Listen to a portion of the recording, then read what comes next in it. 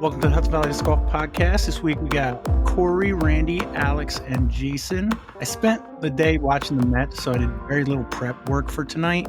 Fortunately, our most talkative co-host went on a road trip and can tell us all about it. Jason, how'd it go? Right off the bat. It went great. Yeah, I got to go down to North Carolina and play in the Tim Selinske U.S. Masters. It's a PDGA major, and it's fantastic. I mean, the courses were amazing. The one course, Diavolo, is definitely one of my top ever courses I ever played. The club down there, it's called CATL. It stands for Capital Area Disc League. It's the club around Raleigh, and I mean, they're just awesome. They're so focused on disc golf in that area, and I mean, to pull off a major and something like that, it was really impressive. But yeah, my goal going into it was to make the cut, which was kind of a mental grind to do that, but I was able to do it by a couple strokes, I think. And I shot even for the entire tournament. I ended up cashing. I felt really good for doing that at a major. And yeah, it was an awesome experience. Who's Tim Selinske? So Tim Selinske is one of the co-founders of Innova that really spearheaded the U.S. Masters tournament. And he passed away not too long ago, probably before I started playing, but they named the tournament after him to keep it going. So it's essentially like the U.S. Open, but for Masters age people. They also had a Hall of Fame banquet there, which was pretty cool. Harold Duvall was there. Any relation to Robert? Not that I know of, but it was cool. I mean, I think he won the first and second world championship, and he's another co-founder at Innova. Yeah, a lot of Masters age players that were really great there. Ran into Juliana Korver. We were playing a practice round, Jess and I, and we let her play through, and it was cool. She definitely outdrove me. Yeah, it was a putter hole, but still she put it right where it needed to go, and I was throwing 5 discs trying to get it where I wanted it. Is this one of those events that moves every year, or is it always in North Carolina? Yeah, this event moves each year. So clubs can put in bids. I think right now the bids are open for 2026 and 2027, but clubs put in a bid, and then the PDGA evaluates the bids based on all sorts of factors, the courses, the club's capacity, and basically how the city or wherever region can accommodate, because they need lots of hotels and other stuff. It goes around, it's in a different spot each year. I think actually next year it's down in New Mexico, so I probably won't be going to it again, but it was great that it was on the East Coast and I got to do it, my first year playing Masters. I kind of just lucked out, and it also was near my in-laws, so we were able to see all sorts of Jess's siblings and Heidi and Genevieve's cousins and make the most of the trip. How many rounds did you play? I mean, how many is it scheduled for, and how does that work? Because the major, it's 4 rounds. It's 3 rounds and then a cut, and then the 4th round. Our division, MP40, played Buckhorn the first round, which is a very wooded course. I want to say tight because everything was very fair, but man, if you get off the fairway, it's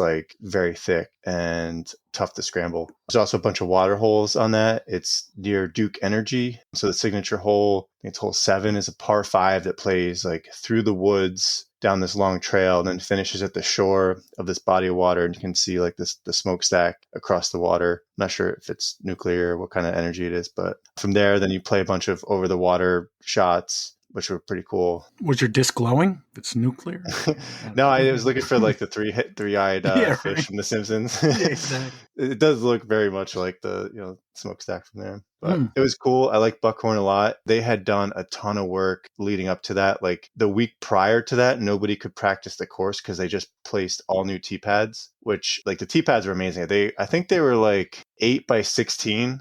They're huge. I've never seen tee pads that big in my life before. They're almost up to CTK helipad size, and really well done concrete, but all new tee placements. They basically moved a lot of the holes back and made it a lot harder for the MP40 division. And I thought for, the skill level of the top MP40 people, it was perfect. It was a good distance, good skill level. Did you drive or fly to get there? We drove. Yeah, we're breaking in a newer vehicle we got. So I think we put almost 3,000 miles on the car because we were driving all over the state visiting family too. So yeah, it was a lot of driving. Kids were good. Played a course on the way down. It was the number 2 ranked course in Maryland, which doesn't say a lot about Maryland's disc golf team.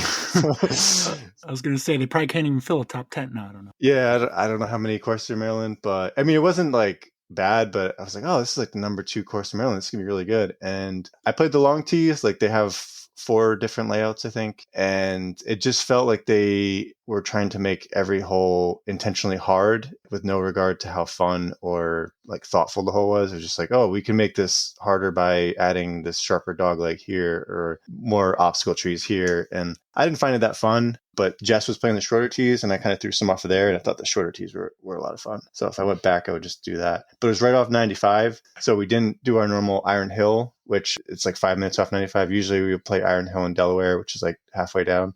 So we changed it up and did this one. It was also like pretty much on the path we were going down. In Delaware, did you say? Well, Iron Hill's in Delaware. This course was in Maryland. Oh, no, because you said like halfway down. So I'm like, did you start in Maine? Maybe not halfway down mileage, but when you have kids, they need to burn off a lot of energy pretty early in the day. So we can get to about that far. And then we're like, okay, this is a good spot for like us to burn up some energy for the rest of the ride. So the tournament itself was scheduled for 4 days. Is that Thursday, Friday, Saturday, Sunday? Yeah. And when did you guys get there? We got there, good question, I think the Saturday or Sunday before. Okay. So you said earlier that the one course they were working on, so you couldn't practice it. Did that bother you in any way? No, because by the time we got down there, they opened it up like that. It was either Sunday or Monday. So they opened it up the day after we got down there. So it actually worked out really well for us. And then it rained. And like, so a lot of people weren't playing it anyway. So it wasn't too busy for us, which was nice. And then the other course was open too, the Davilo one, which if anybody is near Raleigh or Cary, North Carolina, that course is definitely worth checking out. I mean, it's so epic. It's like really hard to find anything wrong with the course. Like I honestly, I can't, everything's fair about it. It's really well designed. It's fun. It's a good mixture of everything. Really great tee pads, good basket positions. Some of the fairways, the ceiling on the trees is like so high up. It's like 50 or 60 feet high. So you can just shape these like amazing shots down the fairway. Really impressed with the course. Before this trip, you had never played either of these courses. Is that correct? Correct. Yeah. This is my first time playing both of them. How many practice rounds did you get in on each? Let's see. I got 2 practice rounds on Buckhorn. One I played with Jay Gersage. It was pretty cool. I ran into Tom Cunningham down there too and did a practice round at Davilo with him and Jay. Oh, nice. That's a wedge guy, right? Yeah. I saw a few wedge people down there. It's kind of cool. That's the guy who would fly up to matches with Jack, right? Yeah, I talked to him about that. I think he's going to have a hard time making team challenge matches this season, but we'll see. But yeah, I played a second round at Buckhorn, practice round in the rain with Jess. And then I went to play a second round at Davilo and I had my cart and the wheel nut fell off and I lost it and I couldn't find it. So I got like 2 holes in and then I ended up just going to the local store. They didn't have any wheel nuts. So I ended up getting like a different cart. I bet Corey's got a bin with like 5 or 6 of them in it. No, Corey? No, but you know what I do? I do have a spare nut in my bag or in my cart. I do now. And I got through like, cause I had a pair of vice grips. And so I used that as like a nut, but I'm like, I'm going to lose my vice grips if I keep doing this. And I didn't want to like go into this, PJ major with like a freaking vice grip together. I've done that myself. I do carry like electrical tape and certain things that I know, like if I have to fix something in a jam, I have them. It's just me probably being an engineer, but so I did have vice grips and electrical tape. So I could like kind of make it back without any issue, but Corey, I only assumed because you do a lost and found. I figured you had some lost cart nuts, that's all. Nope, I got lots of dry bags, lots of minis, some gloves, some water bottles, and a lot of pens. Vape pens. It's good people are returning those. Yeah. But I'm also too scared to try any of them because I'm like, I don't know what these things. Someone could have laced this with bleach and ammonia. But you got the battery part. Just throw out the tank. I'm just collecting them for then once Armageddon comes and we start using those things as currency, like bottle caps fall out. You didn't notice your cart was acting a little funny before the wheel fell off? No, I didn't notice until it fell off. It is surprisingly easy to lose those. I have not used mine that often. And actually, it's funny that you're talking about like jerry rigging your. Can you still say that? I don't know if that's offensive. It's against Germans, so yeah, we can always jerry rigging. The cart that I own, I bought it off of Chris Dahl, and one of my first experiences with that cart was playing at Central Park for one of the tournaments. And like within 2 or 3 holes, it happened to him. He lost his wheel nut, and all I had. I'm like, well, I got zip ties in my truck or my car. I always keep zip ties on me. So I tried like making a zip tie contraption that would retain the wheel to the axle, but also not get tangled up in Impede the movement. wheel. Yeah. Did it work? Possibly partially, but so now that when I use that cart, it's just a Zuka cart, but I can feel that the cart seems a little bit different. Either it feels a little wobbly or unstable, or I can feel like extra vibration in my hand. So then I check the wheel nuts and they're not super loose, but I can tell you be cinched up a little bit. So either I have a sixth sense or I just never understood why, and not just Jason, obviously it's kind of like a widespread problem that people have with Zuka carts at the least. I think any cart really has the same issue. Yeah, what made mine worse, I think, was we got a newer Highlander, and in order to get the cart in the back with the third row seating up, I had to take the wheels off, and then it fits like perfect. So I was constantly taking the wheels on and off every time we were like driving to and from a course. So that probably contributed to the wheel nuts coming off too. You know, of the various vehicles that I've tried to stuff my cart into, which never goes that well, other than my pickup truck, instead of trying to play like yoga with the cart to try to get it oriented a certain way to get into, why did I never think to just take the wheels off? I always take the handle off. That's like a gimme. Yeah, that's that easy. goes off. I mean, never really thought about just taking the wheels. It's not convenient, but we were pretty tight on space because we were packing for a week with 2 kids. So there's a lot of stuff in there. So taking the wheels off freed up a lot of space, and also like the back door wouldn't have shut. But the new cart I got fits in there without taking the wheels off, which is great. I don't know all the Zuka models, but this is one that I think you can put like your bag in also, which is really appealing to me. Nice. Because that's kind of a pain, constantly going from a bag to a cart. Yeah. And before the ride down, I also made my own umbrella holder. Took a piece of PVC pipe, cut it, took some pipe clamps and drilled some bolts in it, and then like clamped it to the cart so that I could just put the umbrella in there. But you didn't want to be seen with a vice grip holding your wheel on. Well, I don't care about like being seen. I just don't want to lose my vice grips. You know? Okay, all right, yeah, that makes way more sense. Because the length of the vice grips is also like a little bit longer than the radius of the wheels. Yeah, so it'd be like around. It's kind of like it's like dragging on it. But yeah, all sorts of Zuka modifications the last few weeks, and now I'm back to Greenville. I'm just gonna be playing with my grip bag. All right. So what about the actual rounds? Yeah, so I only played Davlo once before the tournament, and it was enough. I mean, it's a long course. It's like almost 10,000 feet. I want to say it's like 9,600 feet. 9,774. There you go. Yeah, which is a very long course. So to put it in perspective, Mine Kill is like, it's about 8,000. So And Buckhorn was 6,807. So big difference, it seemed. yeah, and that's through woods. So they both were long courses and very tiring. I mean, they're not like bomber courses. You see it 9,700 feet and you're like, oh, this is going to favor big arm people. But really, if you can throw like 300 feet, you can birdie most of the holes there. It's just the way it's designed. That's why I think it's really fun. So round 1, played Buckhorn, played really well. I think I was very well rested because I didn't have my cart the couple of days, so I didn't play like the day or two before we started. Shot almost 1,000 rated. Got me on a car with Steve Brinster, a couple others. And then the next 2 rounds, I shot like a little bit under my rating, and kind of it was just a mental grind. So the second round was Diavolo, and I like really struggled off the tee, but I have a pretty good scramble game, and my putting was like phenomenal all week. Like I think it's like one of the best putting tournaments I've ever had. If I could have got off the tee, I would have had like an amazing tournament, but I just was not getting off the tee well. Did the course live up to the name? Which one? Diablo. Well, it's a V, Diavolo, which Oh, what? I don't know what that means. Yeah, but everybody, like, including the tournament director, had like difficulties pronouncing it. It was kind of like a joke when he was doing the speech. You know, he like hesitated on how to say it because I don't know. I guess maybe people pronounce it differently down there. But I've been pronouncing it like Diavolo, just like with a V. But I don't know. I've been hearing Diablo this whole time. It is the Italian word for devil. Yeah, it's the same word. Oh. Okay. I only Googled it. I was thinking Italian of for pasta devil, dishes. you know? So Diavolo's, that was round 2. That was struggled off the tee. Then round 3, that was like the really important one to make the cut. So it was a mental grind. I was really happy that Jess caddied for me. I think honestly having her just on my card really helped, because like round 2 she wasn't on my card, and it's pretty easy to, I don't know, get in some negative thought space when you're in a foreign place, like a course I'm not familiar with, playing with people I haven't played with, and kind of second guessing decisions I'm making.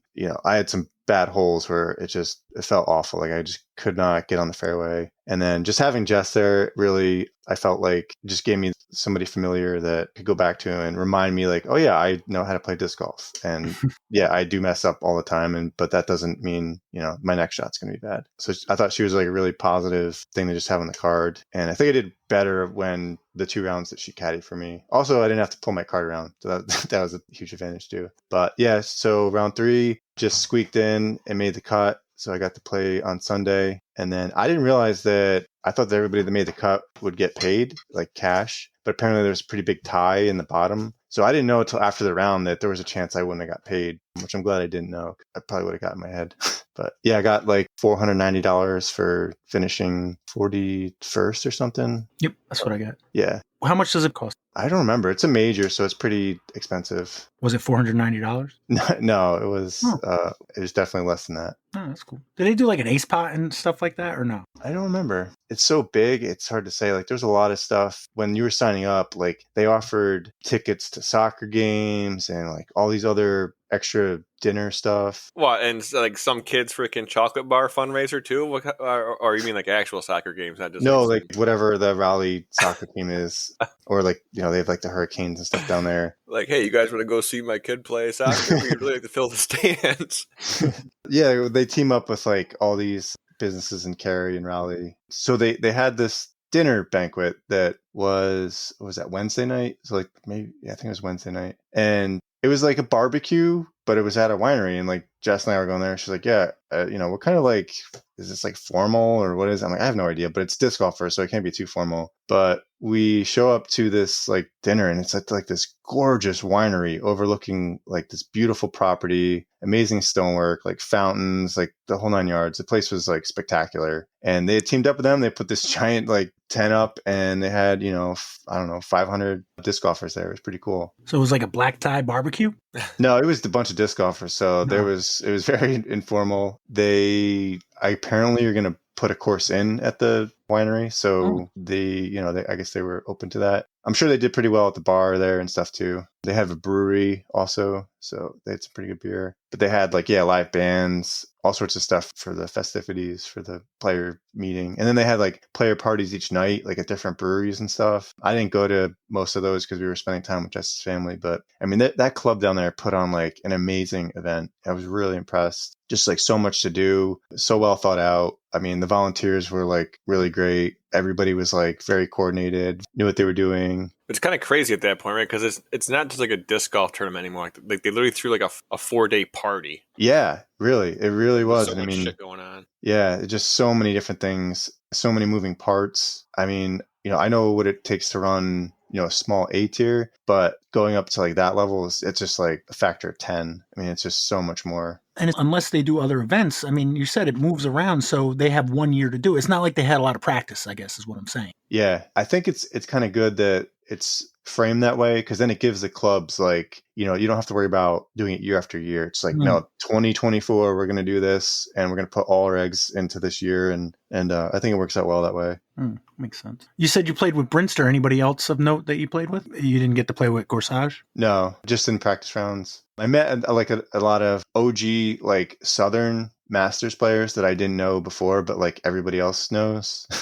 So got to play with some of them. And like this one dude had, I think the newest disc in his bag was probably, from the 90s. And he had like 7 discs, but he was playing MP40 and he was just shredding the course, throwing AVRs and rocks. But yeah, it was fun being on Brinster's card, probably like an honor for me and, a detriment to him.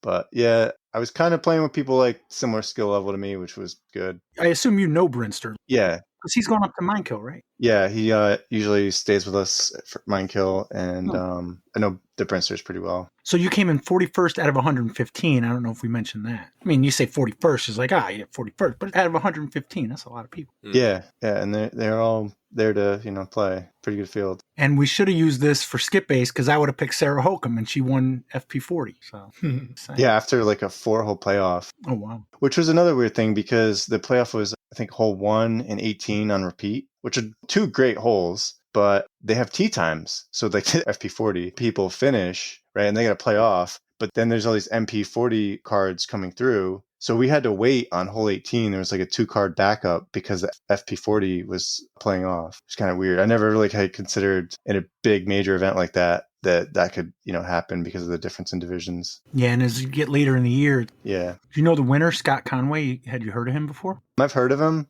and after this event, definitely know a lot more about him. He's a really good woods golfer, apparently. Well, he beat Michael Johansson, and he's a really good woods player, right? Yeah, and Kel LaVisca, there were some pretty heavy hitters. And like I said, none of the courses they're really long, but they don't require a big arm to score. So it's all about placement, like good strategy, and just executing good shots. There's a Pete Ulibarri? Yeah, it's his brother. Oh, wow. That's all I had there for the Pete.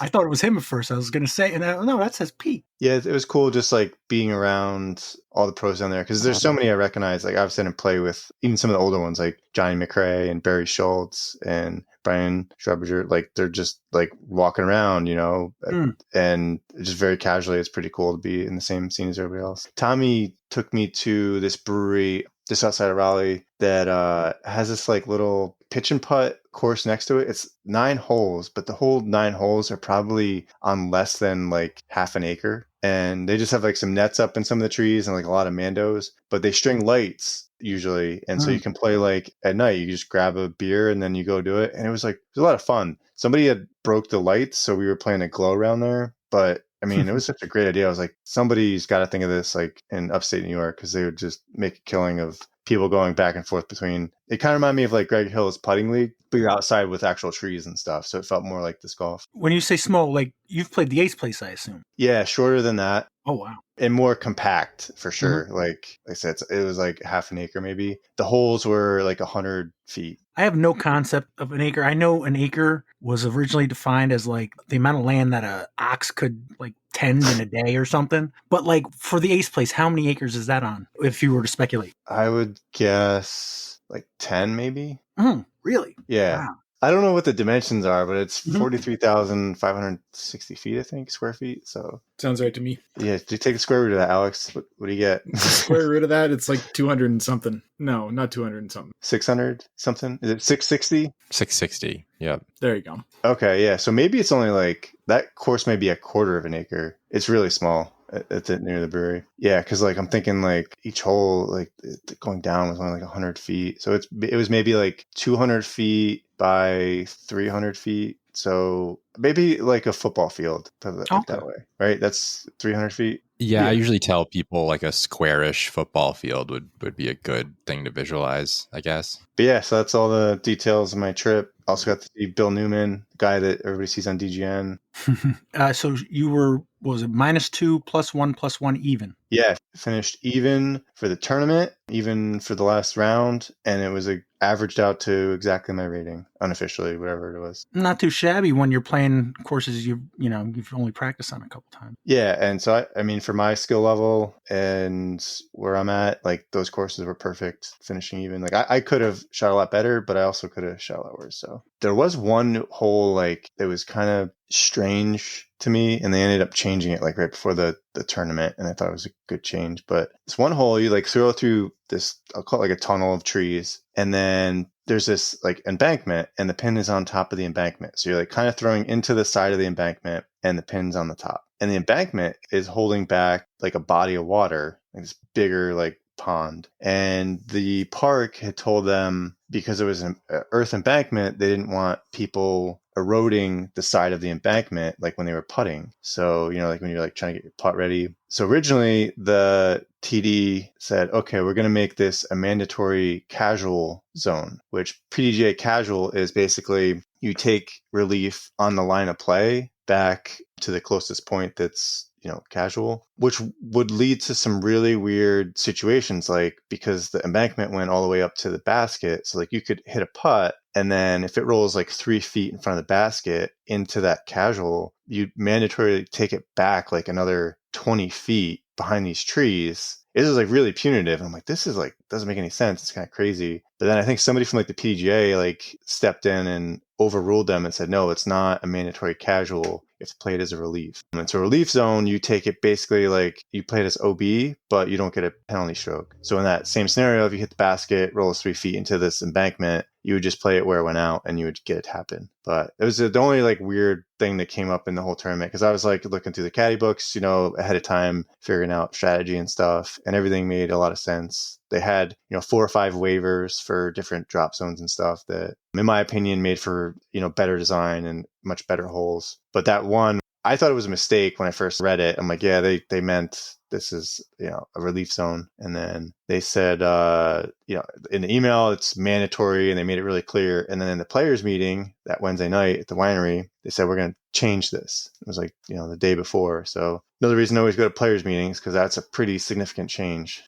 But I don't know if that you guys can even visualize what I'm talking about, but it was kind of this weird situation. Yeah, it's pretty clear to me. Yeah, I think it makes sense. Wait, so my question is, unless I missed it, but was there an updated caddy guide sent out? Yeah, because they do kind of like what I do, and on all the signs, which actually I might do this too, they just had a QR code that went to like a document that they could update. So whenever you would click on it, you would get the latest. Yeah, because I don't know, changing rules or how a hole plays or some type of significant thing like that at a players meeting, but then the caddy guide now being out of date, I'm not a big fan of that, because when a situation comes up and you're like, let me take the caddy guide. Well, now all of a sudden it's like, go by the caddy guide. And now you've potentially misplayed the hole because of something that someone mentioned about a players meeting 6 hours before. Yeah, no, I agree. Like last minute changes are not good, especially at a PDGA major. But I think in this situation, it made sense that the PDGA overruled them, because I think that even though like there's the potential for, misplay, it would have been way too punitive for people. Somebody could have lost because of just random luck. I'll send you guys a photo of the hole I'm talking about, and you can see a red line. That red line is like the mandatory casual area. That's the basket you play?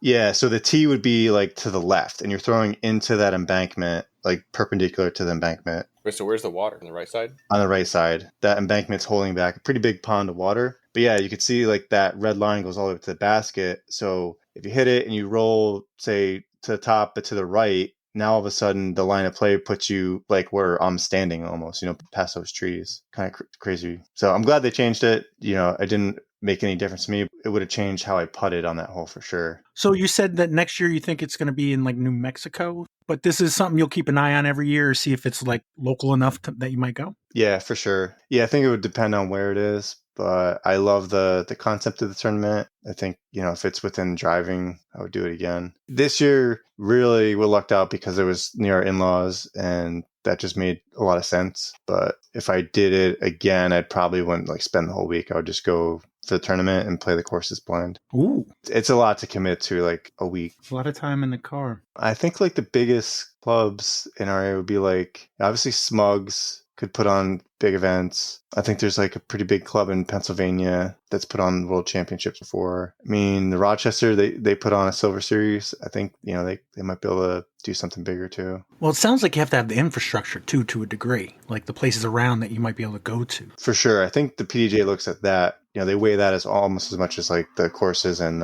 experience of the clubs. Because the Raleigh scene like that's like it's huge. There's so much development going on there. It's insane. Every time I go down there, I'm just amazed at how much more they keep building. It's like one giant suburbia though. Like stores aren't in buildings like they are up here. Everything's in a strip mall. It's like they're all chain stores. There's no like originality really. It's just this giant suburbia of development on top of development. Like even the strip malls are like, well, I don't want to make a generalization when I don't actually live there, but I have family that lives in like the Raleigh, Durham area, and we'll go down there every couple of years. And yeah, you'd like, oh yeah, we're gonna go pick up whatever pizza at a strip mall somewhere, and it's like a lot of greenscapeness, and like the stores are all like brick walled that you might see at like a house in the suburbs. It doesn't look like you're walking into a Papa John's or something like that. Not at all, no. Someone's house. Even like the restaurants that I thought were maybe like original, I would look up the reviews and then I'm like, oh, this is a chain. There's actually 20 of these. And it's like, okay. But they were all like that. We did find this one place that was like people from New York or something, so they started something different. But yeah, it's a different world down there. It's too hot for me to be down there. It was like high 80s when we were down there, and to me that's too hot. But And that's in September. yeah, in September. We lucked out. They got hit with this recent hurricane, and like Asheville is totally underwater. But I started following all the clubs down there, and cattle, the capita, this thing. They showed photos of that buckhorn course, and it's just like half of it's inundated. So many of the holes are just underwater. It's crazy. So they lucked out that, that didn't happen during the major, but it sucks. They put all that work into upgrading the course, and now they're dealing with flooding. And I don't know, did you guys see the photo of USDGC? No. Yeah, I think Winthrop is partially submerged right now too, or recently. There's like a photo somewhere of like baskets underwater. I did a quick Google Winthrop disc golf course underwater, and the first link is from DG Course Review, and it's Winthrop University Lakefront. And I don't know if this is an actual course or just some crude joke. There's so much lakefront. Let's see if they have a Facebook page. Yeah, here, I'll send you guys a screenshot of it. The other thing, I mean, me personally, I don't know, you guys probably won't appreciate it in the same way, but I fucking hate going down to the south because the temperature is really not my vibe, but they don't have rust down there, and I just get giddy at seeing all these piece of shit 80s and 90s cars that are still looking pristine, just with like some paint peeling or sun fadiness on it. It's like going into a time capsule. It was crazy when I lived in Memphis. The interstate, there's 40 is the main one that goes through Tennessee, but then Knoxville, it's 240. Nashville, it's 440, or strike that, reverse it. Knoxville, it's 640. Nashville, it's 440. And then Memphis is 240. It's just a circle that goes around the town. And every time going around that loop, you would see somebody on the side of the road, but they all looked like new cars. It was the weirdest thing. Yeah, well, and then like up here, it's like you literally, I think I went on the same rant last week, so I won't go over the whole thing. But up here, it's all a bunch of the same mundane, what vehicle has the best reviews, everyone driving the same freaking thing all over the place. There's no variety. It's all a bunch of gray crossovers. And you can't even tell by looking at them what they are. It could be a Kia, could be a Subaru, could be exactly. they all look exactly the same. You go down to North Carolina, and it's like this guy is driving an '84 Dodge Caravan because it still runs great. This dude's got insert here vehicle that they don't even make anymore because it's not all rotted out. 1981 Ford Limited Crown Victoria Coupe. Challenge accepted. I'm going to insert there a vehicle that they don't make anymore because it's all rotted out. Get to see some cool shit from back in the day. Oh man, that place is underwater and trees down. USDGC, that's like really soon, right? 2 weeks, yeah. 2 weeks? I would be fine by then. I mean, it's not even 2 weeks. Well, it says Monday qualifying. October 7th. Yeah, it's usually the week before, so... It's the 10th through the 13th. That's in a week, yeah.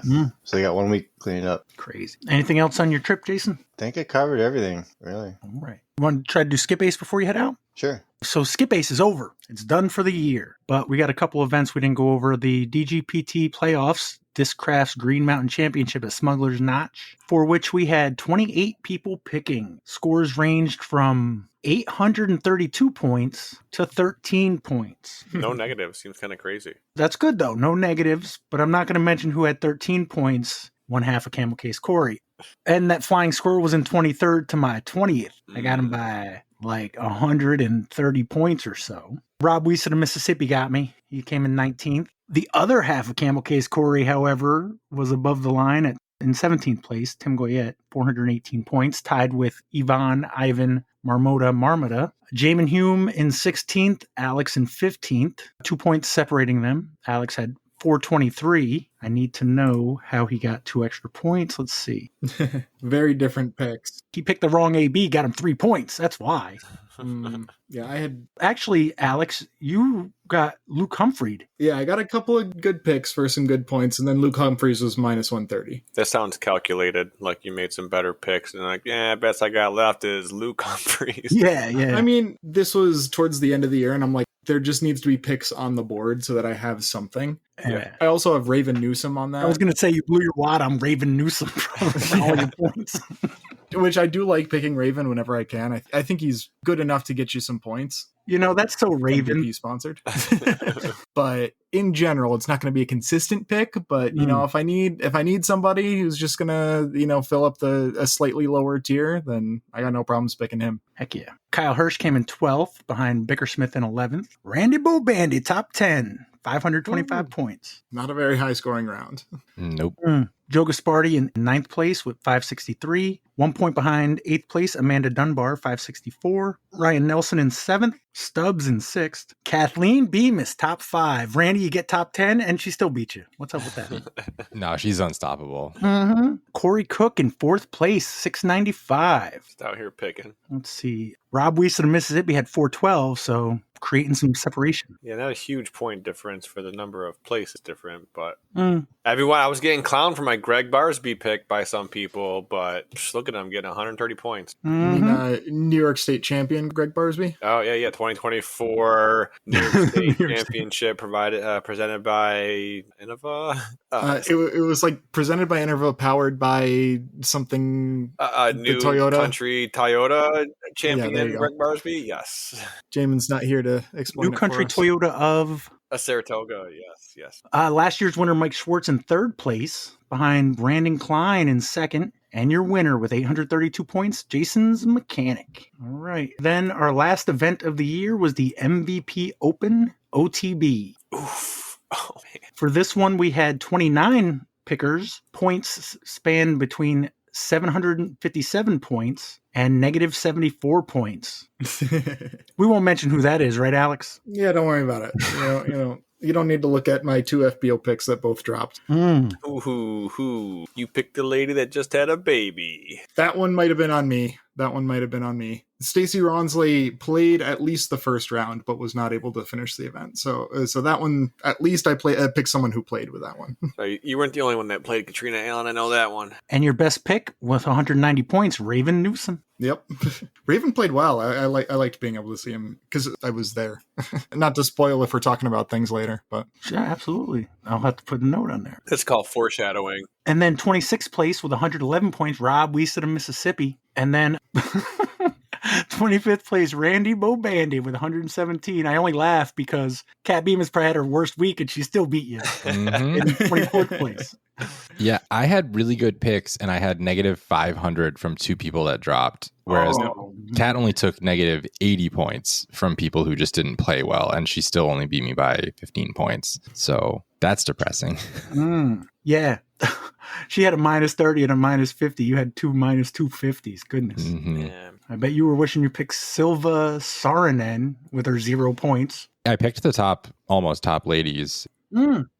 Yeah, it was bad guy picks. So yeah, any 0 would have been phenomenal. 0 would have put me, I don't even know, maybe in the top 10, better than top 10. Yeah, because like you said, there's not a ton of points in these somehow. 22nd place, we got Corey. 20th, Jason's Mechanic. Can you be more specific there, Pat? I'm sorry. 22nd place, Corey Cook. Oh, okay. A lot of Corys, a lot of imposters. No, that's fair. But you did pick up over 100 points over Rob Weiss of Mississippi. So. Oh, and actually, in this scenario, I would probably prefer you to be less specific. What, 22nd place? Our current leader, Jason's Mechanic, in 20th. Unfortunately, Mike Schwartz couldn't pick up too much space on him because he's in 19th, 3 points ahead. Ivan Marmota in 12th. Kyle Hirsch, top 10. 1/2 a camel case. Corey coming back in 9th place. 463 points this time for Brian Monahan. Flying Squirrel in 8th place with 477. Kristen McDonald with 514 in 7th. Both were ahead of me overall, but I haven't heard my name yet. I'm just saying. 6th place, Brian Heller at 517. I got 5th place, 558. Woohoo! I'm pretty sure after either the first or second round, Pat, you were right at the top. Like that was the only time I checked. I got Paul Cranston did. Yep. But I picked Missy Gannon and Kristen Tatar, so I kind of got randied, I guess. But only by one dude. Sounds better. Yeah. 4th place, Jason Lasasso Star. Behind Jamin Human 3rd. Callie Josh in 2nd. And your winner, Ryan Nelson, with his 757 points. He didn't pick your Raven. He picked Raven Klein in FPO. That's a better pick. Or no, I guess technically not a better pick. This week it wasn't, but, it helped him get 110 points. Yeah, there you go. So that's the MVP Open. Overall, for our final standings for this one, we had 50 people. I got to go through everybody because that's just only fair. It's the last one. That's fair. Yeah, it's the last one of the year. And we find out who our winner is. Now, mind you, just like Kevin Cranky should know, these are all pending. The people who've made picks are pending. So the orders can theoretically, possibly, technically change. I don't think they will, but they could. I wish they put something in here. And actually, Jason, I doubt there's anything extra on the back end for you. I wish they put in the standings list how many weeks they actually made pick. Yeah. I mean, for some of these people, it's pretty obvious. Like 50th place, Travis Bashore. I'm sure he only played 1 week for 226 points and didn't just have like a bunch of negative weeks or 0 weeks. Can you edit my first week's picks where I didn't actually pick in the league? I just picked in the general one. Add those points to this one. All right. So for this season, for the 2024 Hudson Valley Disc Golf Podcast listener pool season, we had 50 people making picks. The first few probably only made 1 or 2 picks. But in 50th place with 226 points, Travis Bashore. 49th, Captain Anheuser with 308 points. Michigan Jeff. Jeff Wichowski's. The Tower of Power, Jason Gorsage, came in 48th, behind John JP, not Josh Hafner, in 47th. Jess Lasasso, first person over 1,000 points with 1725, came in 46th. 45th place with 4,365 points, Austin Swart out. 44th place, Jaws. It's Josh Wynn. Okay. Nice. That makes that sense is? because it's J triangle W, Josh Wynn. Z. That's his handle on Steam. Ah. yeah, play Apex Legends with him sometimes. Oh, yeah, you just doxed him. Guess who's getting an invite? You got to know how to make that like Delta symbol. It's really hard on Yeah. PS4. I just copy it from here and paste it into my friends on Steam. He's online right now playing Counter-Strike. He 43rd place, Mark Dammy with 5,470 points. Mark Bryan in 42nd, behind Kenji Klein in 41st. 40th place, just under 10,000 points, 9,918 points. That is Dell is the best pots. Alex equals Stinky. 39th place with 10,300 points, Blaine Iron Dies Mendraza. 38th place, Corey Bunzes. Jacob Dunbar in 37th. Shane Delimitor in 36th. Sean Partee in 35th. Mikey Botles in 34th with 1,404 points. I'm looking at the wrong... Well, it doesn't matter for these folks. Yeah. Yeah. Until you start hitting people with negatives. Yeah. 33rd place, over 1,400 points, Kate Disk, Caitlin Clay, the Clay Missioner. 32nd place, Corey Me Up Cook with Corey's are showing 15,000 out. points. Amanda Dunbar in 31st. I did beat Turtles in Your Face in 30th, over 17,000 points. Just under 18,000, I came in 29th. Behind, less than 100 points behind Kristen McDonald in 28th. And just over 300 points behind the Flying Squirrel, Kevin Cranky Cronky. Could have had him. Lefty Flick 21 in 26th place. Who was that again? Ross O'Toole. Yeah, Ross O'Toole, yep. Okay. Callie Josh in 25th, just under 19,000 points. Just over 19,000 points in 24th place, Alex Potts, AMP. Woo. Do you remember what you finished in last year, Alex? No clue. I can pull it up quick. Oh, yeah, it is right here. I finished 15th, but with less points than I did this year. Yeah, 15th out of 36. All right, so 24th out of 50. So actually, I guess still slightly worse as far as the halfway point, but Yeah, I got more points, like I said. I got an extra 200, 300 points, something like that. I think last year we probably had more events. I feel like we added a bunch. Could have been. I don't know. 23rd place, the mysterious AJ. Jason Lasasso breaking the 20,000 point barrier at 20,024 points in 22nd. Do you have a speech, Jason, prepared? Yeah, I thank my sponsors. Couldn't have done it without them. I assume you mean your kids who made your picks for you, right? Yeah, wait, your sponsor. Wait, you're the one with the pay to win star on there. You paid for that position. I don't even know what that star means, honestly. Is that because I'm commissioner or... You're an early SkipAce Pro subscriber. Okay. Oh, it does tell you if you hover over. Don't know what that means. Yeah, I don't know what that means, but probably because I bought it like 3 years ago to do the league. Hasn't helped me at all. All right, my goal is to now. I haven't really watched Smashbox in a while, but I'm just going to go in there and start spamming JVD to explain what the star means in SkipAce, just so we can explain it live on the air. And am I the only one with it? Yeah. Mm-hmm. Well, on this one, yeah. I think we always assumed it was just because you were the like commissioner or whatever. Yeah. Yeah, but that might not be. I wonder if there's leagues that have like multiple stars. So you kind of start to lose the meaning of the star when you see it so often. Like, Hmm. I want a basket next to my name. That's what I want. All right, 21st place, we got one half of Camel Case Corey, Brian Monahan. And our top 20 begins with Randy Bobandy. It's I got 8th last year, so it feels pretty bad. Did you miss any? I missed at least one this year, but that doesn't make up 12 spots. Yeah, because Jason, do we know how many they dropped? Don't they drop a couple? Yeah, it's probably in the rules. I think we dropped 2. Yeah, but like one match is actually huge if you were to get, close to 1,000 points in one match versus like a 0. So yeah, I blew it.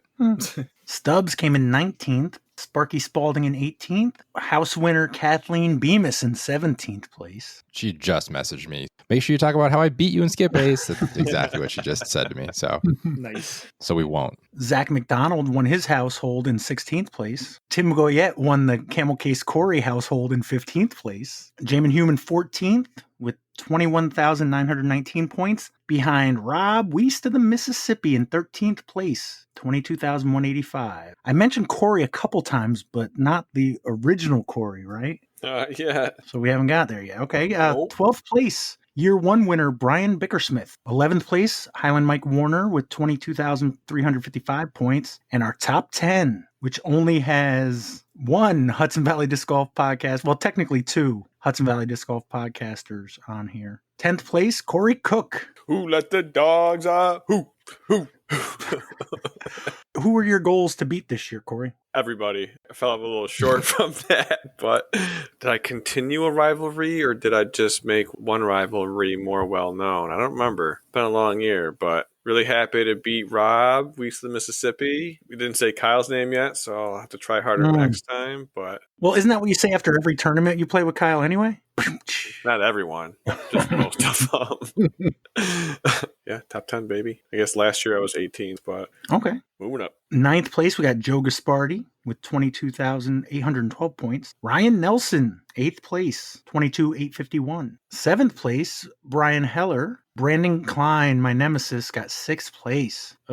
If you add up his and Kenji's points, he's probably still in 6th place. Hey. 5th place, Ivan Ivan Marmota, 24,328 points. Wow, 1 point behind 4th place, Kyle Hirsch, 24,329. That's kind of nuts. I mean, that's like over 1,000 points ahead of Corey Cook, but Just being that close, kind of crazy. Yep. 3rd place, we got Ryan Travis, 148,343. Looks like he was only like 17 or 18 points ahead of Kyle. A little over 300 points ahead of him was last year's winner, Mike Schwartz, came in 2nd. So we have a new winner this year. The only person to break the 25,000 point barrier, 25,580, Jason's Mechanic. Nicely done. 25,580. Is that what he charges for like an oil change? I don't know. My mechanic's some guy named Mark, so I don't know who this guy is. The guy that's actually doing the work down there, not just pushing the buttons in the computer and taking the money. Well done, Harry. 25,000. I wonder, although I guess it depends on how many events we have. I was kind of curious. Like, What was last year's winner? Mike Schwartz, 25,470. Oh, so he only beat him by like 110 points. Wow. but was it the same number of events, I wonder? That's the hard part to figure out. I mean, I can count these real quick for this year. There's 31 last year. 31 this year. Okay. Oh, how do we do that? Comparison.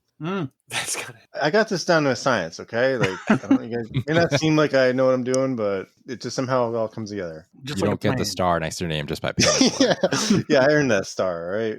But so while it's like fresh in everybody's mind, I think next season we should increase the salary cap. Yeah. I think we should actually reduce it. No. If we reduce it, I think we have to adjust where the points go. Like, you can't be getting minus 250 for, what was it, like 40th place in FBO or something like that? Well, I think that's the difference.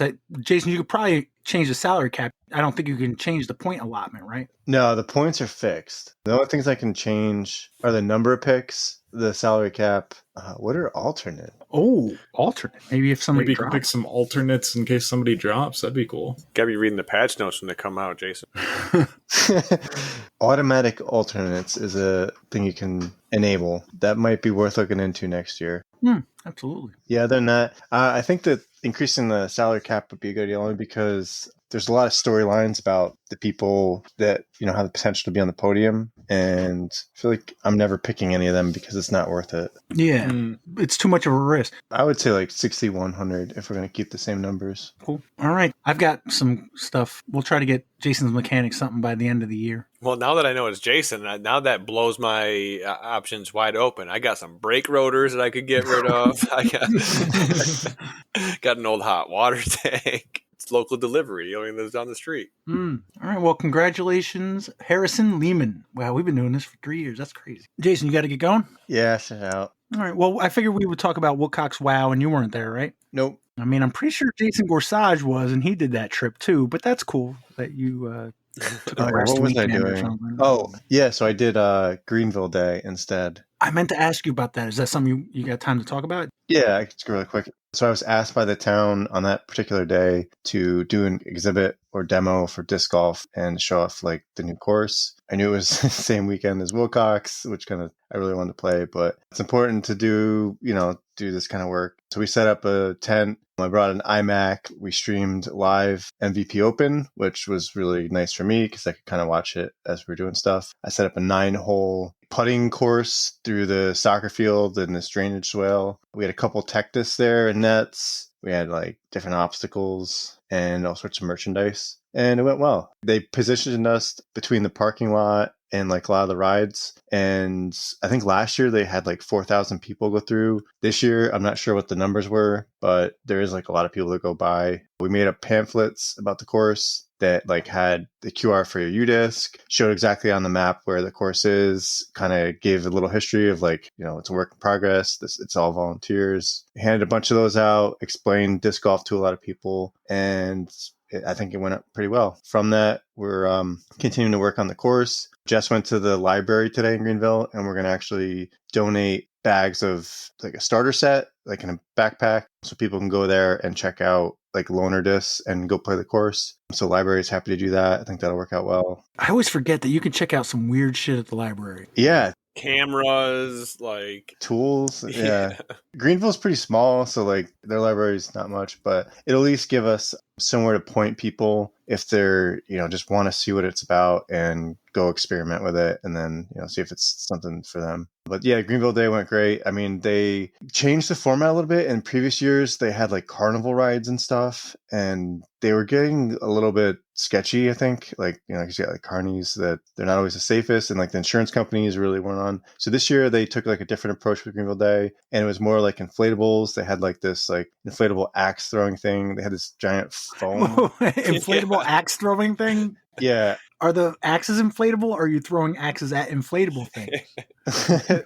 It's for kids, so I didn't play them, but they're like Velcro and stuff. Wait, why didn't you play them? Cool, because I was running the Greenville the thing. But Jess could probably tell you more about it because she took the kids through them. But they had like a wildlife exhibit, so they had birds of prey there. They had like reptiles. They had all sorts of vendors. This giant foam thing that looked like something from like a rave. There's like playing EDM music, but it was pretty cool. And then like, a bunch of like just lower risk stuff for kids. And I think it was a better vibe overall. We'll definitely be back there next year. I'm going to try to next year do like a custom disc for the event and maybe have a little bit more thought for like, I might actually schedule like a tournament or something, like a flex start with it. Because I mean, they have like live music. There's so much stuff there. Like Friday night, they just had hot dog stands. They were giving out free hot dogs. It was pretty cool. Free glizzies? If that's what you call them. Yeah. Damn, that party sound bussin'.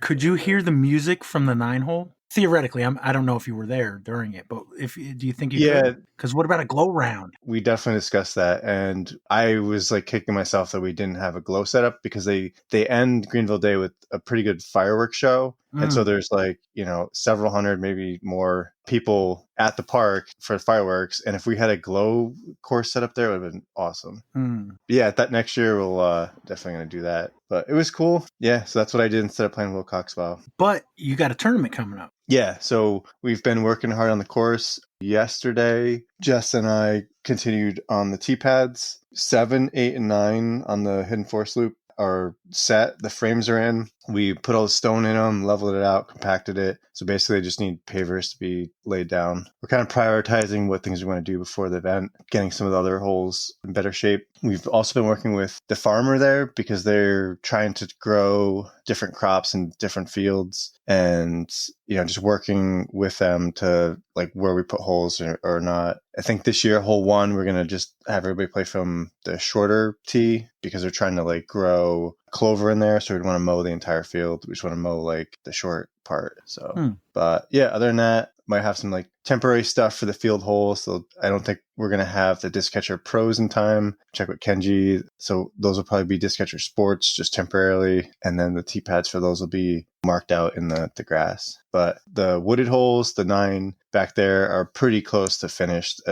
Aside from laying pavers on the last 3, all of them are in really good shape right now. Did you say when the tournament was? I did not. It's October 13th. So it's the day after Team Challenge. Sunday. Yeah, Sunday. It's the day before Columbus or Indigenous Peoples Day. Yeah, it's hopefully going to have good weather. The foliage is looking really good right now. I think it'll be even better by then. And there's some spectacular views of the Catskill Mountains from the course. So I hear that MPO field is looking hot all of a sudden. Oh, yeah. Somebody just signed up. I wonder who. Oh, let's see. Corey Cook. All right, let's go. How many spots are available off the top of your head? It's not even half full. So, okay. Yeah, which I'm kind of glad because I want to play it. And if too many people sign up, then I can't play it. So it's going to be a little tough this year. Like usually the day before a tournament, there's a lot of stuff I like to do. And I'm going to be playing Team Challenge day before. So I'm going to have to do a lot of stuff that Friday. Fortunately, you're not captain or anything, so it's not like you got a lot of stress on Saturday. No, I know. I just got to play, which is great. Well, who do you play? CPS goes to Minekill. Ooh. Yeah, so I got to show up. Mm-hmm. They beat you guys last year, right, for second? That's a different subject. Technically. If anybody listening is interested in playing Greenville, let me know. Again, tournament's the 13th. I've got the discs. They're all some pretty sweet Innova discs. Yeah, I'm a little I'm trying to work out the time in my head because this time of year, daylight's tougher and the layout is pretty long, and I just want to make sure we have enough daylight. So I'm I tried playing it with Jess tonight. Then we started doing other work on the course and didn't get a good indication. What's 3 times 18? Anybody? 54. If you don't get to that number, you could cut the registration off like a week before and then have it as cards of 3. Yeah, I think I will probably have that option either way. Mm-hmm. When you play more than 18 holes in a day, Randy, you might be able to do that math this year. Once you actually commit yourself to not being a good dad. Yeah. Corey, have you played the Greenville course? No, I haven't yet. My whole plan was to play the Norbrook A tier this year, and I still haven't made it out to there. And if I was to play that, I'd have to skip whooping on Chatham, our week 1 for Team Challenge.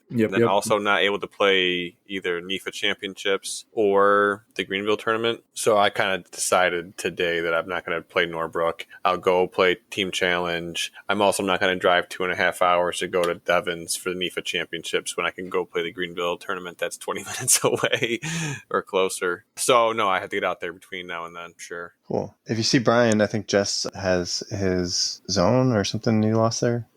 I'll be sure to not remind him. And by that, I won't remember to remind him. He'll find out about this on Friday. Or he won't. This is all getting chopped, Corey. What are you talking about? Damn, you'll never know.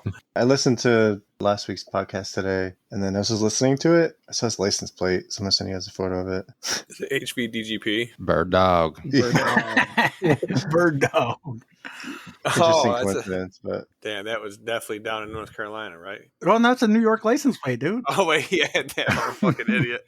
It was literally at work today when I just finished listening to the podcast, and that car was at the site I was working at. I was like, oh, it's interesting. Speaking of last week, my wife did mention that Shepard was comedy gold. Oh my god. Oh yeah. I can't remember who I was talking to. I think it was Camel Case Corey. They were laughing hard at us for doing that. Yeah, I listened to it in the car with Kat, and she's just staring at me from the first 2 seconds of that question. Are you stupid? All right. Well, thanks for having me, guys. Thanks a lot, Jason. I'll talk to you next week. Peace. Awesome. Bye. All right. Thought we can go over Wilcox Wow. And then Randy and Alex, you were both at MVP? Yep. Mm-hmm. All right. Wilcox Wow. That was Stanfordville, New York, Dan Doyle tournament director, 141 players. How'd your weekend go, Corey? Yeah, pretty good. I think if you ask anybody, Wilcox is a place that definitely does not get enough tournaments. So whenever one pops up, there's a lot of excitement around it. Great park. I think everyone, I would guess that it's most people's favorite park, and not just the area, but in the state. Overall, it was pretty good. The weather held out. It was a little interesting to see how it was going to be with there being a Pool A and a Pool B, where Pool B was playing the shorter holes and Pool A was playing the longer holes. Now, there was concern that I think we didn't start till 9:30, that with the two long layouts that, we might not finish with enough time, but that didn't really end up being the case. It was a little odd that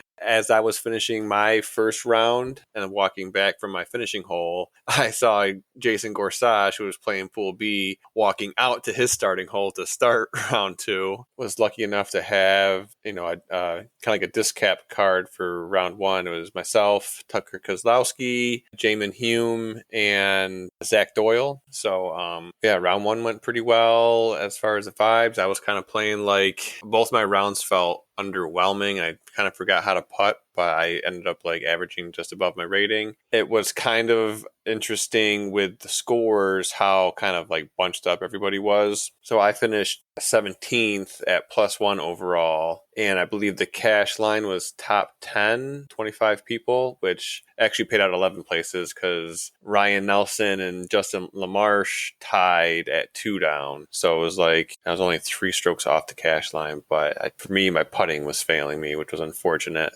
So Jason played 2 courses that he barely ever plays 4 times, shot even, and you played a course that you've played a bunch, and you didn't. Yeah. Wait, there were new blue tees on the hatchet layout, right? And by new, I mean old. Well, actually both. The South Hatchet blue layout was kind of like a hodgepodge as far as what had existed in the early days of the South Hatchet blue, what basket they were using. I think some of them were probably completely new shots, I guess. They changed up the basket and the tee pad. Maybe that last part's not accurate, but at the very least, they were all very well cleaned out now. Yeah, it was also interesting. So round 2, we played the North Course, which is the OG front 9, the main course front 9 plus the beach holes. And I guess 2 days prior to the event or 3 days prior, Dan learned that there was a wedding scheduled for the same day and time as the tournament, and where they were going to be setting up the, where they do their vows and stuff was right in the middle of Beach Hole 4's fairway, right where, people are trying to put their drives. So they came up with a temporary hole to take place of that hole, but the next hole, the tee pad is right next to where they were setting up for the wedding. So, he advised us in the players meeting that, I did the best they could on short notice to come up with a solution, and, worst case, that while they're doing their thing, there's going to be a 10-minute pause or so of play for those cards that are in that area. So by the time my card came around, we were able to get through both holes as they were just kind of putting chairs down and stuff. But I think it might have been lead or chase card that got to that area and had a wait to play so these people could get married. But I think there was definitely a photographer there, not for the wedding, but for the disc golf event, that I think he posted a few pictures. I don't know where I saw him, maybe in the wedge group, but there's some pretty funny photos of, disc golfers with a wedding happening in the background. Did you say early on that you played around your rating? First round, it looks like you played your rating, and then the second round, you played 20 points above your rating. Yeah, I averaged 10 points higher than my rating. Round 1, I was just missing putts, and I had 2 bad decisions of a shot that I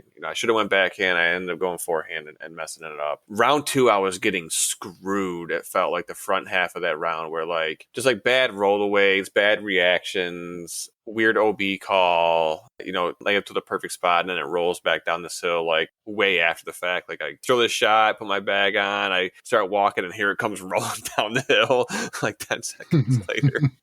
But I was able to finish with a pretty good birdie stretch on some tough holes. But it's just I averaged, slightly above my rating, but man, I feel I was right there to halfway crush it and just screwed it up. But a few people had some really good tournaments, like JP Hafner. He finished in 8th in cash. Jamin threw 1,000 rated round, first round. That was fun to watch. 1006. 1006, yep. It was kind of funny hearing some comments about the people that knew we had like picked them for our picks. I think after round one after round one, I was standing by my car in the parking area, and Nick Warren drives by in his truck, and he had some people in the bed, shuttling around. He was like apologizing to me for his round one because I had him picked.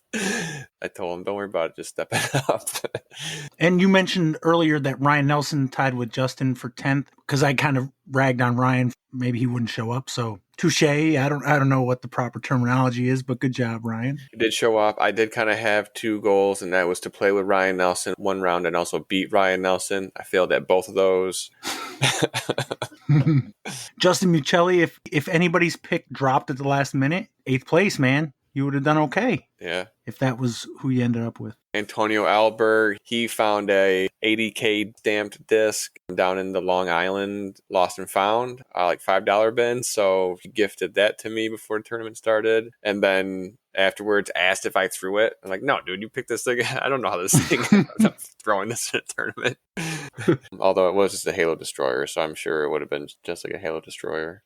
Did you play this event last year? I believe so, yeah. Better, same, not as good. How it was run and everything. Has it been an improvement? Yeah, I'd say so. Like I said, with the addition of the South Hatchet Blues, really wasn't sure how that was going to go. So there was some uncertainty there, but I think everything worked out. I mean, it was a long ass day. My watch said, I think, like 35,000 steps. It was like 16 miles. It's like Mighty Go-esque. Yeah, almost like 100 floors climbed or whatever. Like, it was a pretty long, grueling day, but I'd say it was as good as the last one, at least. We did do picks for that. Let me go over the divisions that we didn't pick, and then we'll do our picks. The Mixed Amateur 3 division, Lucas Kotleski won that at -4. Luke crushed it. Yeah. 8 strokes ahead of second place, Matt Roush. FA2 Women's Amateur 2 was won by Port Jervis player Stacy Blasdell, who, if we have time, I'll go over the fact that she tied me at Port Jervis the next day after playing 2 rounds at Wilcox. Wow. Matt Hickerson won MA2 with a -13 by 3 strokes over Anthony Sampo, who shot -10, with Leighton Brinster coming in third at -6. MA55, Billy Hove shot a -2, 1 stroke ahead of Paul 2. Mixed Amateur 40, Jason, the Tower of Power Gorsage, shot a -10 to win that over Tomas Salez at -8. Megan Mercier won FA1, Women's Amateur 1, by 3 strokes over Olivia Pine. And then I think everybody picked a winner, so we'll go over the picks and double check that. But we made picks for the Wilcox Wow. You guys chose 2 MPO players, 2 MA1 players, and 1 MP40 or 50 player. The winner is determined by lowest total score. We also did a poll on the Facebook page. With 16% of the vote, Jamin Hume initially had Andrew Fish, but Andrew Fish dropped to play MVP, so he got Mark Peters. Then he had Charlie Holmgren in MP40, Azariah Cartret in MA1, AB Anthony Bohansky in MA1, and Antonio Albert in MPO. He had 6 votes: Robert Bennett, Gary Mason, Rob Quincy, Corey's nemesis, Josh Pelor, Marcia Focht, and Filth Raskinator. Like 4 of his 6 votes are wedgies. Who did he have from wedge? Antonio Albert. Antonio Albert. Okay, so the Antonio Albert bias got him a few votes. Mark Peters came in with 140 points. Charlie Holmgren in MP40 won the division with 129. Azariah Cartret won MA1 with a 126. Anthony Bohansky shot a 145 in MA1, and Antonio Albert with a 127 in MPO, giving Jamin a total of 667 points. Oof. Not too shabby. Yeah, I was feeling good about my picks, and then I heard these, and there's some pretty dang good picks. 2 winners. Then Corey had 20% of the vote. He had 8 votes: Kyle Hirsch, Antonio Albert, who didn't even pick himself, Chris Dahl, Mike Schwartz, Joe Karen, Jason Lasasso, Bobby Hallam, or Robert Hallam, and Brandon Klein. Corey picked Chad Larson in MP40, who shot a 131, Zach Doyle in MPO with a 132, Originally, he had 2023 Hudson Valley Disc Golf Podcast Co-Player of the Year Kyle Hirsch, and switched it because he dropped to 2023 Hudson Valley Disc Golf Podcast Co-Player of the Year Tucker Kozlowski, who shot a 135. In the MA1 division, he picked Nick Warren, who shot a 143, and Robert Hallam with a 147, for a combined total of 688 points. So close, but Jamin is still in the lead. Darn it. Next up with 29% of the vote, Randy. He had 11 votes. Kenji Klein, Brian Heller, Pete Intervallo, Will Byrne, Andrew Jolson, Kyle Young, Jacob Dunbar, Jacqueline Kirkpatrick, Ivan Ivan Marmota, Joe Gaspardi, and Ryan Travis 148343. He must have also picked, Silvio Sanchez. So Jamin and Randy split the wedgie vote. So Randy had Steve Brinster, who shot a 126, Craig Cutler with a 125, Silvio Sanchez an MP40 with a 135, Max Horowitz with a 146, and Tyler the Cannon Gannon with a 150, giving Randy 682 points, enough to edge out Corey, but still behind Jamin and his 667. So that leaves Alex, who had 35% of the vote. He had 14 votes. Sean Ryan, Ryan Nelson, Kathleen Bemis, Randy Bemis, Peter Hodge, Brian Bickersmith, Kristen McDonald, Sparky Spalding, Alex Potts, Eric Mergendahl, Amanda Dunbar, Adam Babbitt, Shane Delimitor, and Eric Morehouse. Alex picked Jeremy Cashbrick, who shot a 135. He picked the winner in MP55, Timothy Giardini, who shot a 142. In MA1, he had John Tamburino, who also shot a 142. Jamin Hume in MPO with a 127, and Alden Slack in MPO with a 124, for a grand total of 670 points, 3 points behind Jamin. Wow. If we were going by position, I might have had a better chance. Well, he did have two winners. Oh, that's true too. That is true too. You had one winner. I had Tim Giardini, but unfortunately, he had the 142. Maybe somebody from MP40 might have been a better pick. Because I also looked at it to do my scoring. I ended up taking like the fifth or sixth guy in MP40 because it was still better than like second place in MP55. So yeah. Right. In the MPO division, I picked Jared Hill, who shot a 122. I think he won. Or no, he came in set. He must have... No, he won, yeah. Yeah, he was the winner MPO. Nobody picked that. Matt Geffert shot a 126. He was in the top 5 or so. EJ Billadu in MP40, who shot a 136. Jack Fruchter in MA1 with a 135. And Christopher Lucier, also in MA1 with a 139, which gave me 658 points. So only got Jamin by 9 points. But you guys did leave a winner on the board. Not bad. With 5 picks, I still only could get 9 points off of you guys. Yeah, it's tight. Yeah. And you know what? I could have taken Justin Michelli and still won it. All right, so that is Wilcox Wow. Anything else on that? I feel like there was 2 aces on the day. One of them was Jeremy Kasprick. I think he aced main hole 11. Craig Cutler got hole 5. Oh, yeah. Yep, I heard about that one. So maybe those are the 2 aces. Craig Cutler, downhill, putter shot, hole 5. I mean, I'm throwing a mid-range, but putter shot. And I'm pretty sure Jeremy Kasprick aced hole 11. Hole 2. Okay, yeah, so south layout hole 2, which is main hole 11. 11? Oh, okay. Yeah, main course hole 11. And so that means if Greg Cutler is hole 5, that was actual hole 5 on the north. 300 foot. Downhill guy, yep, good shot. Is that one that's both colors, like it's the long and the short? Yep, it plays okay. It plays the same hole. Yeah, that's definitely, yeah. All right. Randy, you were MVP this weekend? What did you end up doing? Did you eventually read your email? Yeah, the short story of the email thing was we somehow got left off, but then added back in. So it didn't matter if I read my email until like the day before anyways. It worked out great. Got to score keep both days. Apparently I did a good enough job last year to be able to be on camera cards both days this weekend, which is cards they actually care about having the stats like super accurate and timely as well. So yeah, I was on chase card first day and lead card on final day, which was just kind of amazing. And last year I was on the chase card when Maddie won. So either way, I've seen the winner each year, which is pretty sick. I'm going to take a little credit for that. Well, if they put you on lead card, isn't there a really good chance you're going to see the winner, Randy? Yeah, but let's be it's honest. Like 100% so far. So I mean, but there's a chance chase card could come and take it. Now that's fair, but That's what happened last year. I'll dial it back a little bit. In the mornings, I got to do FPO, which is really nice and relaxing. Like first thing in the morning, doing the early FPO cards. There's usually only a handful of people like following those cards, and you get to like interact with the players a little bit more and like take your time putting the stats in and like making your own judgment calls, like on distances and everything. You know, you can wait until you walk up to put them in. Whereas on the camera cards, you have someone following the chase cam guy and they're like texting you the distances and stuff. So you can put them in real time with accuracy, and the service isn't amazing. So you kind of have to be looking as best you can and like making judgment calls. So me and Adam Nelson were partnered up for both days and we took turns. So he was the catch cam guy on Saturday and then I was the catch cam guy on Sunday. And the catch cam guy has to literally sprint after the catch cam guy, like on multiple holes there. There's like no real walking distance. So like you have to sprint to keep up and get to like the landing zone, which is a lot.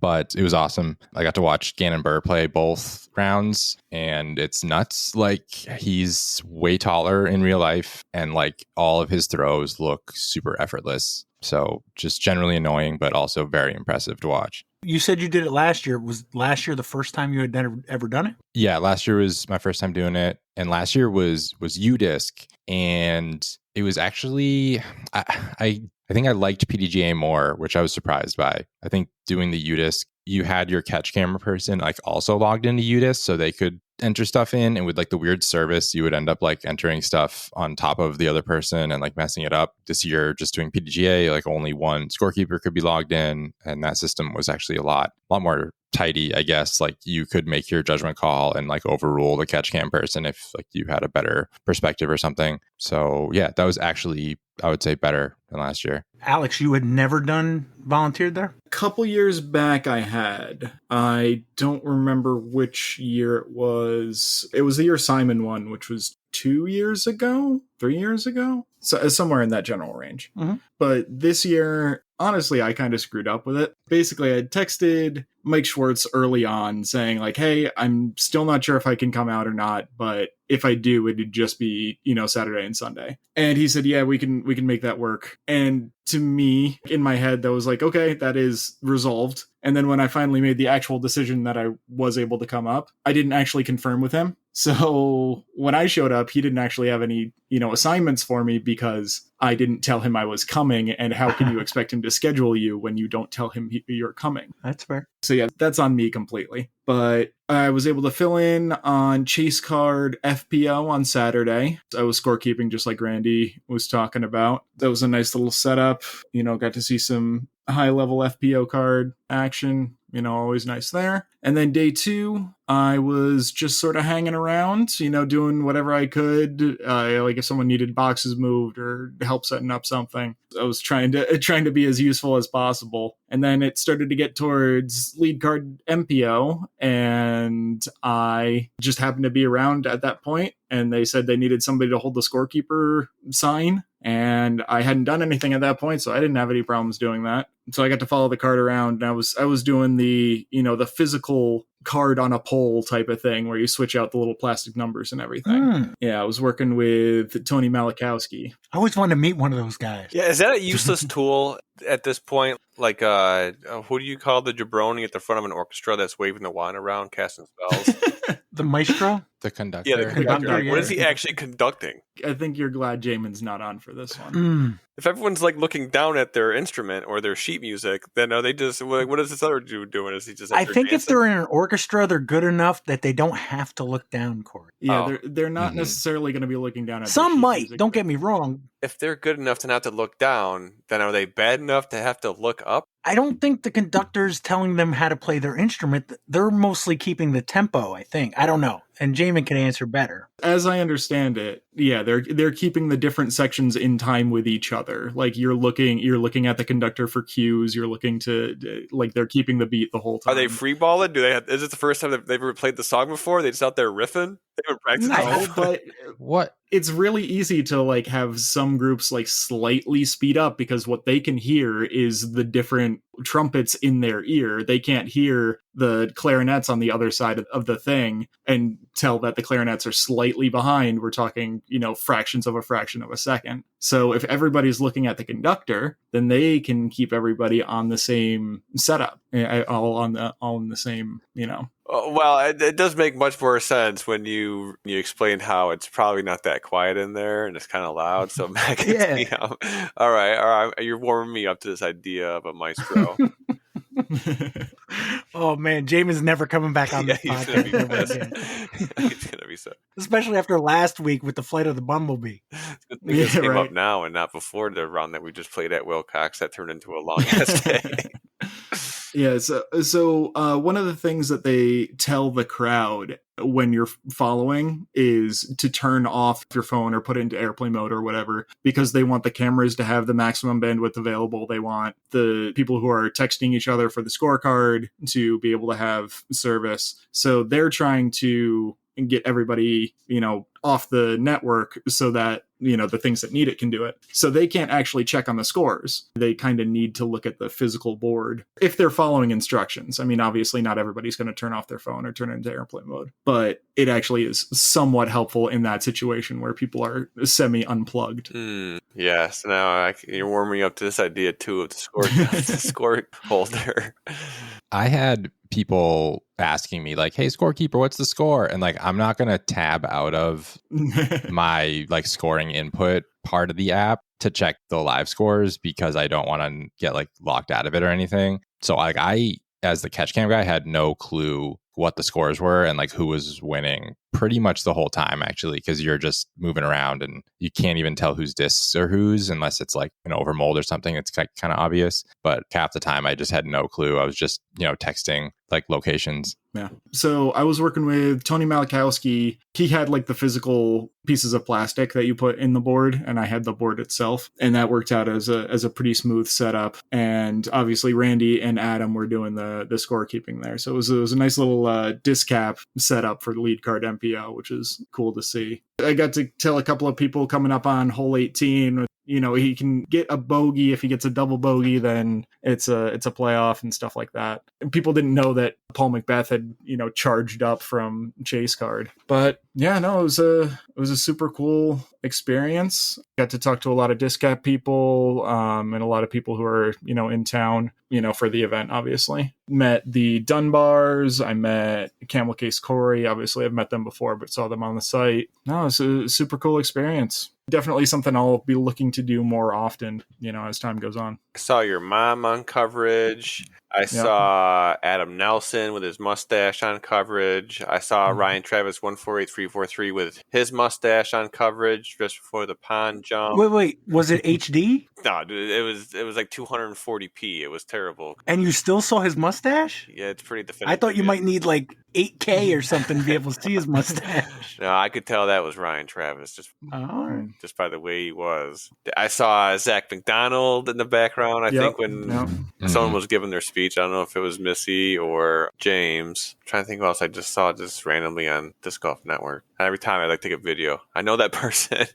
Yeah, no, it was nice. My mom goes out every year at this point and does all 4 days, so she really enjoys it. And I think she ends up doing lead card FPO pretty much every day. Who was it?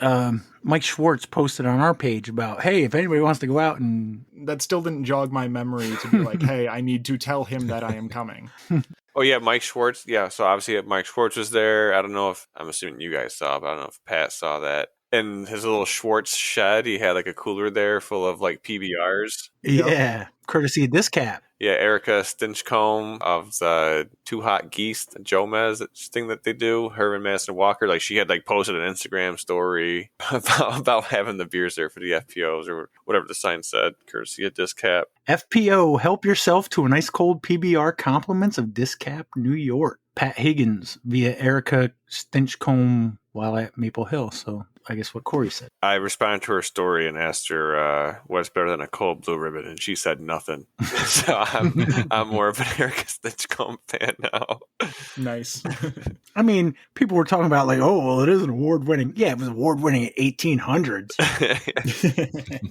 Oh, I gotta mention. So one of the things that Steve Dodge is known for is wearing like blazers. A lot of the times they've got like funky patterns or something on them. So the last day, Mike Schwartz had gone out and bought like 25 or so blazers, and everybody who was volunteering was encouraged to bring their own too. So all the volunteers were wearing blazers going into that last day just to mess with Steve just a little bit, and that was a cool little Easter egg for them. Heck yeah! Who ended up winning the FPO and MPO? Missy Gannon and James Proctor. Yep. Ah. Yep. Mm-hmm. I knew Missy Gannon because I picked her, I think. Yep. But They're both great finishes. Yeah, they both came down to like hole 18, like making the island green. It was huge to watch, like from up close. It was very cool. did I see Paul made a good shot? Was it the last hole, that one that goes into like the gallery almost? Yeah, he saved his par On by throwing Saturday. in, from like 100 or like 120 feet. Does anybody worry about him anymore? He's still in contention. I know he doesn't play as much as he used to, so he's not quite as scary. It's almost like he's just doing other things, so he doesn't have the time Yeah. to practice, and it's not like his life anymore.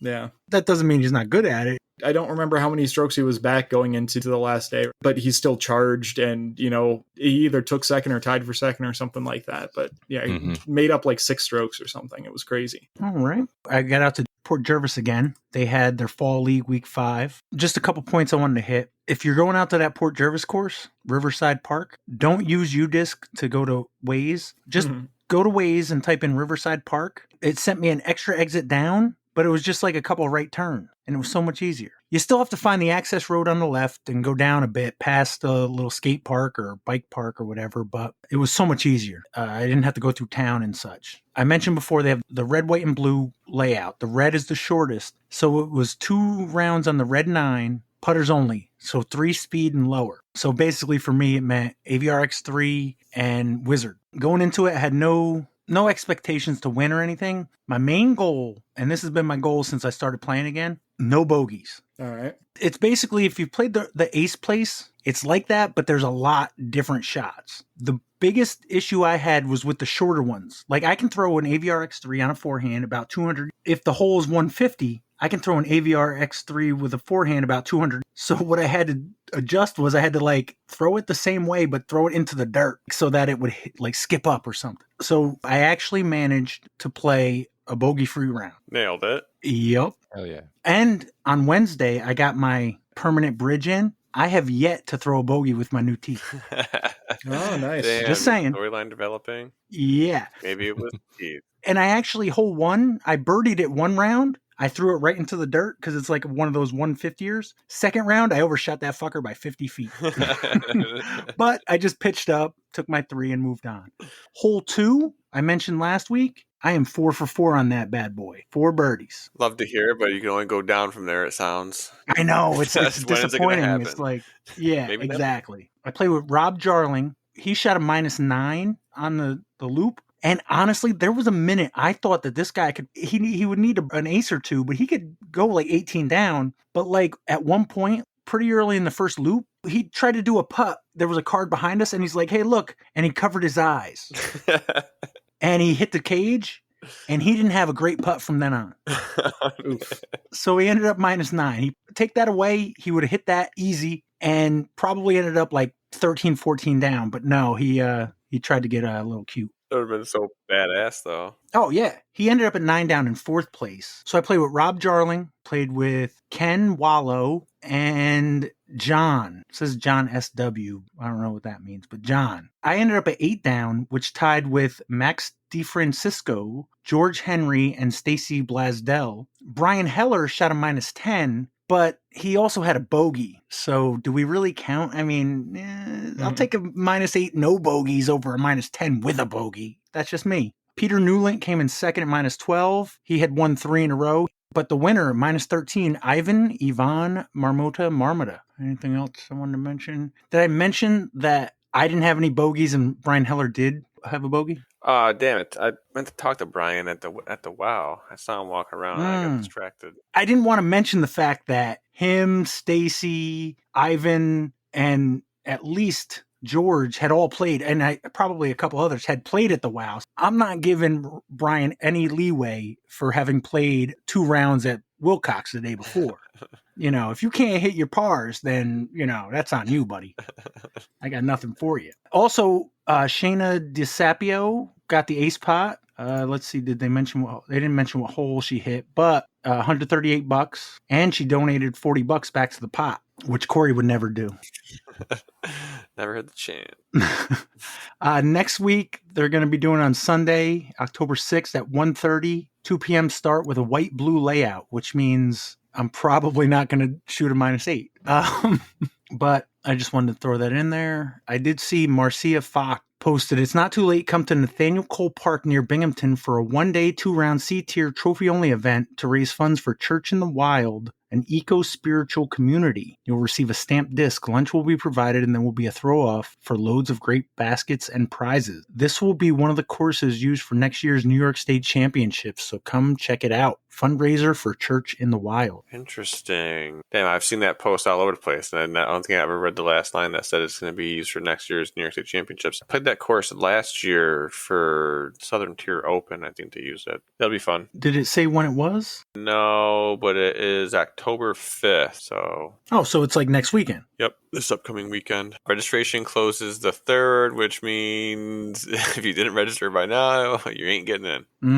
Anybody got anything else before we go? Heiser coming up this Saturday too, so that'll be fun. Hopefully the weather. That's this Saturday? Yep, Battle of Saratoga at 22. Who's playing in it? Your boy, I'm playing in it. Let's see, who else is in here? Jamin's playing it, Muccelli, Kyle Hirsch, Tucker Kozlowski, Lil Anthony Bohansky.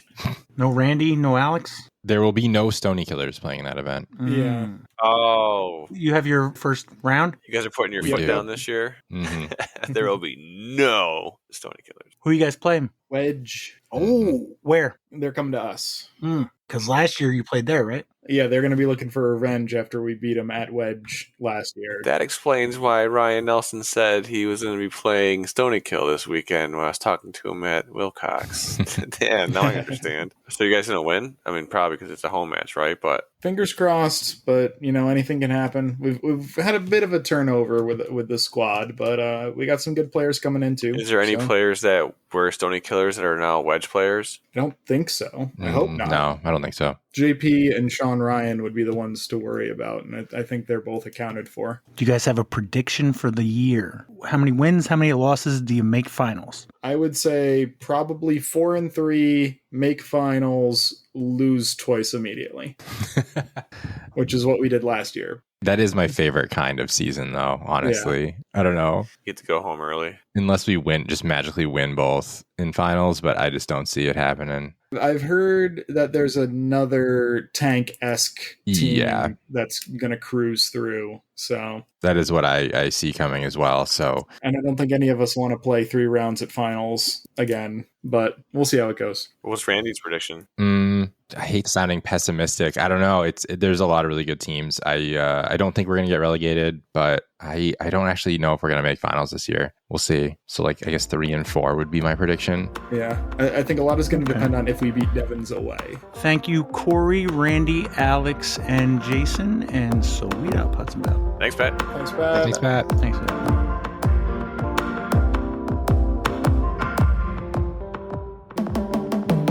I was watching the Mets, so a little distracted.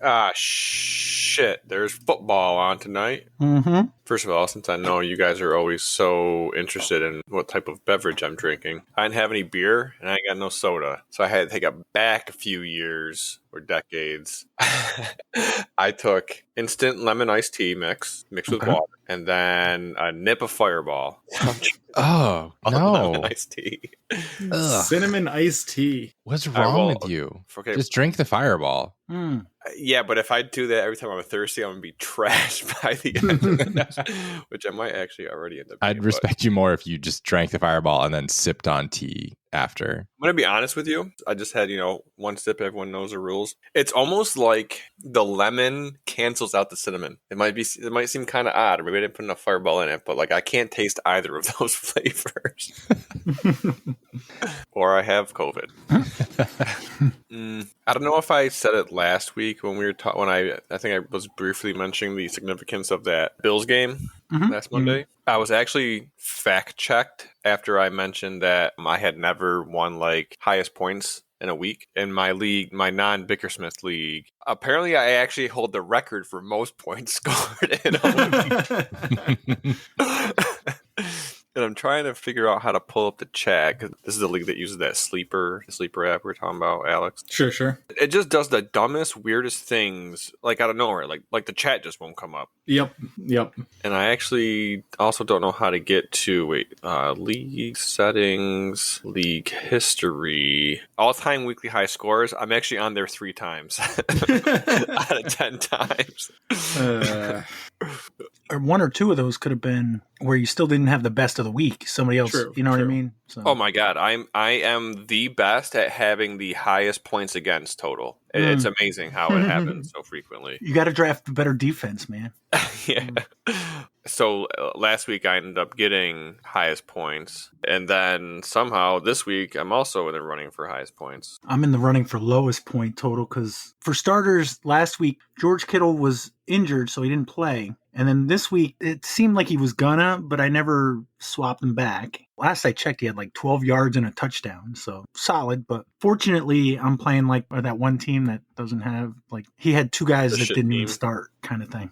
Oh, the guys are not paying attention. Yeah, which is exactly what I was too. So I can't really rag on the guy because I wasn't paying that much attention either. And one of my guys ended up not playing other than Kittle. So, and I think my tight end was from like the Raiders. So I don't even know what he did. Honestly, unless you're getting insanely lucky, it doesn't matter what tight end you put in that slot. They're all going to get like 3 points and then call it a day. You just hope for a touchdown. That's it. Yeah. Back in the day with, what was it, Antonio Gates, he was a good one because he would be good for probably 50 or 60 yards or very few yards, but a touchdown like inside the 10 or something because he's a big body, Yeah, Travis Kelce used to be that guy. But this year he has not been that guy. He's preoccupied and old. old. Gronk was always a good one to play. Yep, Gronk too. Gronk's been retired for 2 years, and Kelsey's still older than him. So, but Gronk, he lost too much of his playing weight, so he could never. I don't think he can come back again.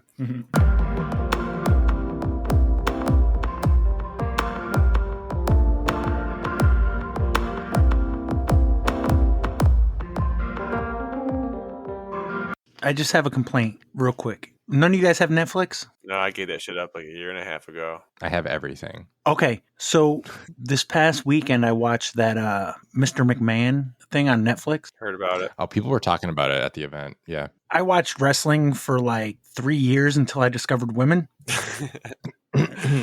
Sorry about that. I was spit my beer out.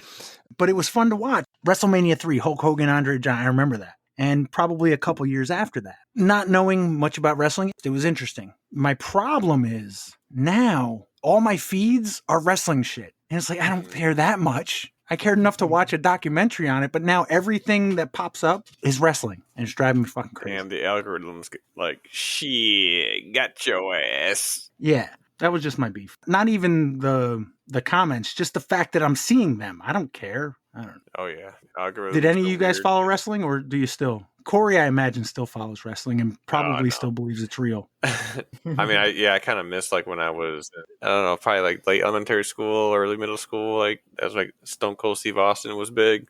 And then Shawn Michaels giving sweet chin music. But that was also around the time of Celebrity Deathmatch. So like that was even better wrestling.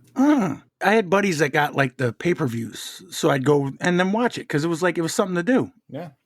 Again, my only beef was the fact that it was on my feeds because I don't really care to see that kind of stuff. That's how it is now. Well, the problem is sometimes I get latched into it. I'm like, what happened with so-and-so? Like, it's like, oh, now that just means another week of this shit coming up on my feed. Going down the rabbit hole. Oh, I'm wrestling rabbit hole for at least another 3 months. So don't be surprised to hear another one of these rants about that.